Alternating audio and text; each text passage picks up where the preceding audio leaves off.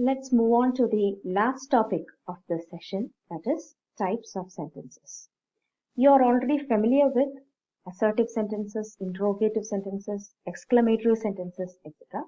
But what we are going to discuss now is a different classification, that is the classification of sentences based on clause structure, the arrangement of clauses in a sentence.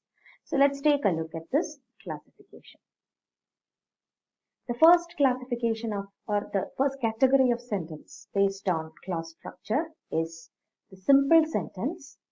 A simple sentence has only one independent clause, no subordinate clause, it has only one finite verb, and it could have either a single subject or a compound subject. So once again, the features, it has only one independent clause, it has only one main clause. It doesn't have subordinate clauses. It has only one finite verb, and it could have either a single subject or a compound subject.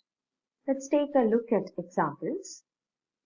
Example 1, a simple sentence, Ramu is my friend. Here the subject is Ramu, a single subject, and the finite verb is. It doesn't have any subordinate clauses and no conjunctions. Coming to the second example, my friends and I had planned the trip last year. Here we have a compound subject, my friends and I, two components in the subject. The finite verb is had planned. So my friends and I had planned the trip last year. It has got only one finite verb, no other finite verb is there in the sentence. So it is a simple sentence. Coming to the third example, the missing child was located near the railway station. The subject is the missing child. The finite verb is was located, and there are no subordinate clauses. There are no other finite verbs other than was located. Please don't confuse the missing as a finite verb. It is not a finite verb. It is the ing form of a verb acting as an adjective. It is actually describing the child, the missing child. So there is no other finite verb in this sentence. Hence, the sentence is a simple sentence. After simple sentence, we are moving on to the next type of sentence, that is the compound sentence. Let's see what a compound sentence is.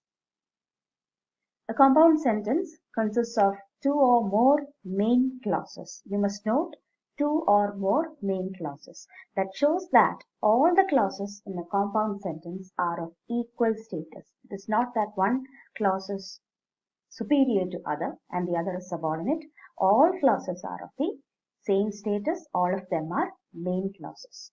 The clauses are combined using coordinating conjunctions like and, but, or, etc.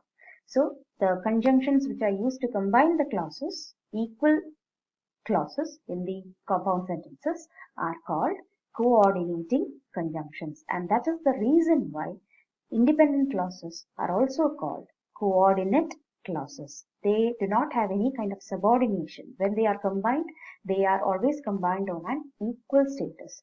That is why they are called coordinate clauses.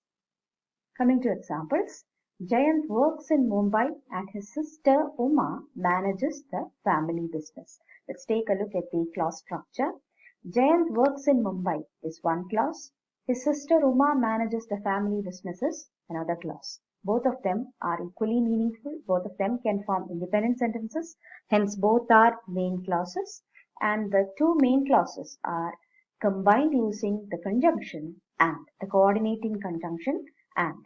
In the first main clause, the finite verb is works. The second main clause, the finite verb is manages. So this is the structure of a compound sentence. Another example, Rahan likes to eat but hates to cook. Here the coordinating conjunction used is but. The two clauses, equal clauses, are Rahan likes to eat, hates to cook. You should note that in the second clause, there is no explicit subject. Please don't think that there is no subject. Rahan is the common subject that serves for the first clause as well as the second clause. It is an implicit subject. It is the common subject is shared by the two clauses. So it is only that it is implicit. doesn't mean that the second clause doesn't have a subject. So Rahan likes to eat is the first clause. Rahan hates to cook is the second clause. Both of them are combined using the coordinating conjunction but. So compound sentences can also follow this format with an implicit or common subject. We are moving on to the next type of sentence, that is complex sentences. What are complex sentences? A complex sentence has one independent clause and one or more dependent clauses. So this is the kind of sentence that includes subordinate clauses. So you can have only one independent clause and you can have one or more subordinate dependent clauses. Let's take a look at examples. The first example, the bus left before he could reach the station. It consists of two clauses. The bus left is the main clause. Before he could reach the station is the subordinate clause or the dependent clause. Before is the subordinating conjunction used in this particular sentence. The two finite verbs are left is the finite verb in the main clause. Could reach is the finite verb in the subordinate clause. Coming to another example. Though she studied hard, Reena did not pass the exam. So here also we have two clauses. Though she studied hard is the subordinate clause. Reena did not pass the exam is the main clause or the independent clause. Though is the subordinating conjunction used and the two finite verbs are studied and did not. Coming to the fourth type of sentence, that is compound complex sentence. That is a combination of the features of the compound and the complex sentences. Let's look at the details. It has at least two independent clauses and one or more dependent clauses. For the sentence to be compound, it needs two independent clauses at least. Plus, in order to be a complex sentence, it should have at least one dependent clause. So it is a combination of at least two independent clauses and one or more dependent or subordinate clauses. So how do we frame such sentences? Let's take examples. Though Aditya was experienced, the company rejected him and chose Farhan as the project leader. So here I have given the subordinate clause in bold letters. Though Aditya was experienced. The subordinating conjunction is though. The rest of it, the company rejected him. That is one independent clause.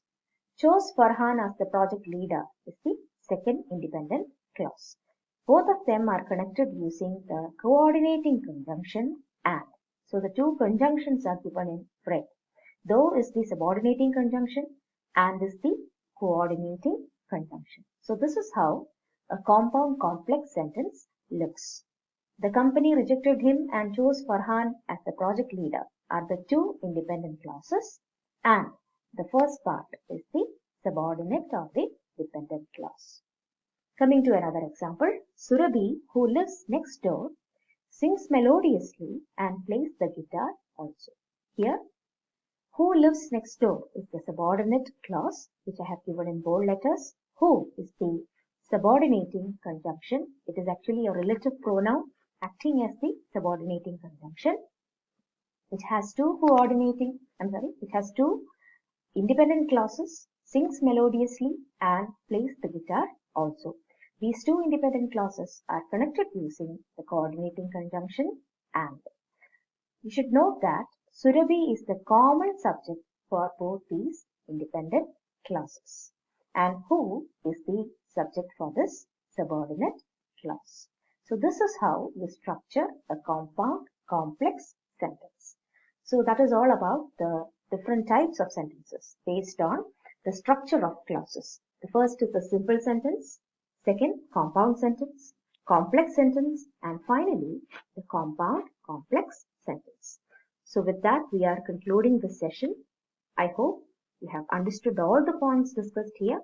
If you have any doubts, you can post.